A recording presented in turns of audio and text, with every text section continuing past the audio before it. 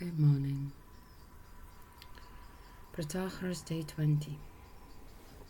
Well, said I, you speak of some men living well and others badly. He agreed. Do you think then that a man would be living well who passed his life in pain and vexation? No. But if he lived it out to the end with enjoyment, you would count him as having lived well. Yes. Then to live pleasurably is good, to live painfully bad. Yes, if one's pleasure is in what is honourable. What's this, Protagoras?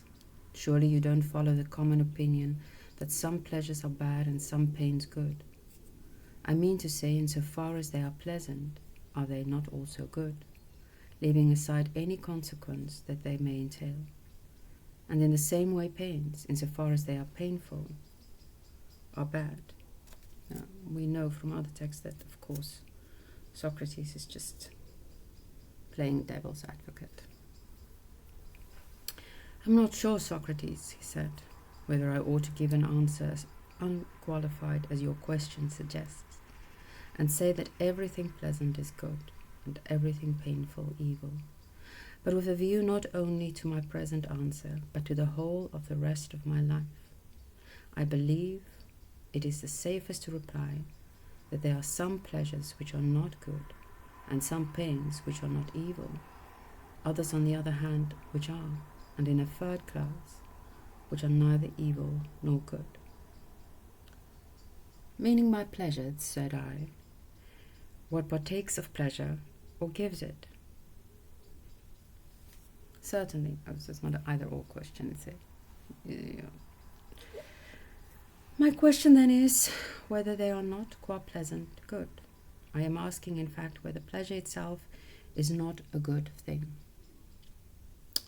Let us, he replied, as you are so fond of saying yourself, investigate the question. Then if the proposition we are examining seems reasonable, and pleasant and good appear identical, we shall agree on it. If not, that will be the time to differ. Good, said I. Will you lead the inquiry, or shall I? It is for you to take the lead, since you introduced the subject. I wonder then, said I, if we can make it clear to ourselves like this. If a man were trying to judge by external appearances of another's health or some particular physical function, he might look at his face and hands and then say, let me see your chest and back too, so that I may make a more satisfactory examination. Something like this, and what I want for your present inquiry. Observing that your attitude to the good and the pleasant is what you say, I want to go on something like this. Now uncover another part of your mind, Protagoras. What is your attitude towards knowledge? Do you share the common view about that also? Most people think, in general terms, that it is nothing strong, no leading or ruling element. They don't see it like that. They hold that it is not the knowledge that a man possesses which governs him, but something else. Now passion, now pleasure, now pain, sometimes love, and frequently fear.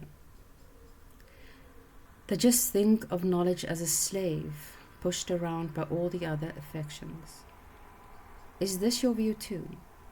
Or would you rather say that knowledge is a fine thing, quite capable of ruling a man, and that if he can distinguish good from evil, nothing will force him to act otherwise than as knowledge dictates, since wisdom is all the reinforcement he needs?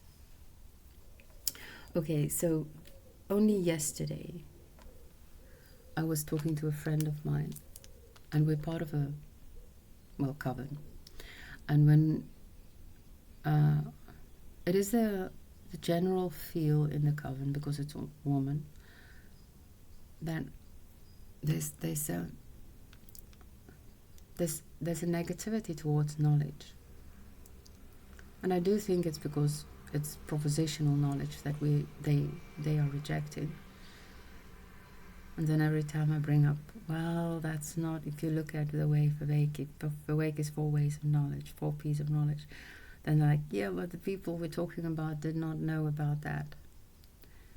And so I sense a very strong need for me as priestess of Sophia to be able to defend knowledge. And yesterday I expressed it to one of my friends explicitly. I feel I need to formulate better defense of knowledge in our group. So, because we all represent different things, and that is what I represent. So, and maybe Plato can help me.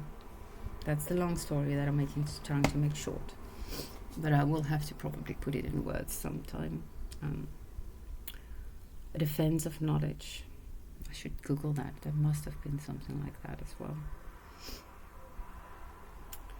Not only is this my view, replied Protagoras, but I above all men should think it shame to speak of wisdom and knowledge as anything but the most powerful elements in human life.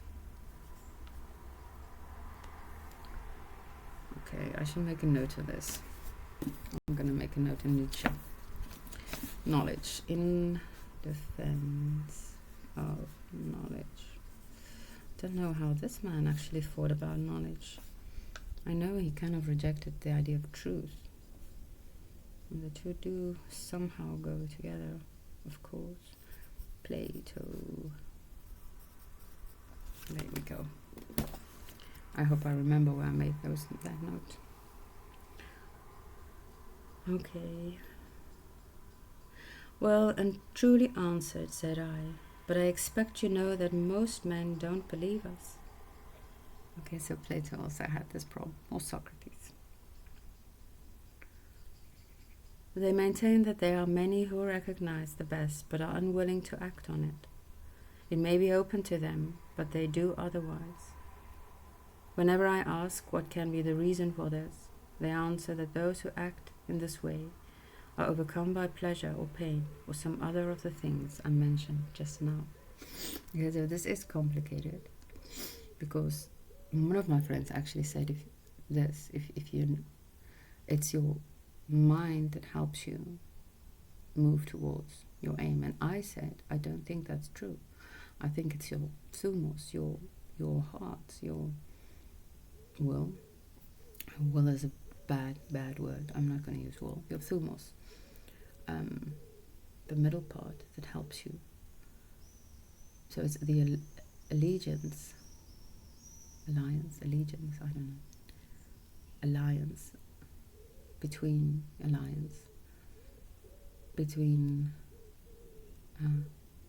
mind and the heart. That is what helps you to live a good life, or to do the things that you want to do. Because you can know what you need to do, but not do it. We know that. Okay.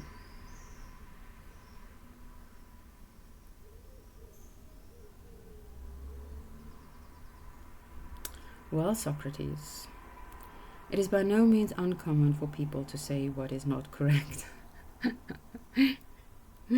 Oh, that is a good one. It is by no means uncommon for people to say what is not correct. I'm going to use that. Then come with me and try to convince them and show what really happens when they speak of being overcome by pleasure, and therefore, though recognizing what is best, failing to do it. If we simply declare you are wrong and what you say is false, they will ask us, if it is not being overcome by pleasure, what can it be? What do you two say to it? Tell us. But why must we look into the questions of the common man who says whatever comes into his head? Because I want you to look into my questions, Protagoras. I need you to look into my questions. I believe, I replied, that it will help us to find out how courage is related to the other parts of virtue. So if you are content to keep to our decision that I should lead the way in whatever direction I think we shall best see the light, then follow me. Otherwise, if you wish, I shall give it up. Maybe on this point of decision, we shall call it a day. Though I am really curious to see what they're gonna do with this question. It feels quite relevant. Alrighty, have a good day.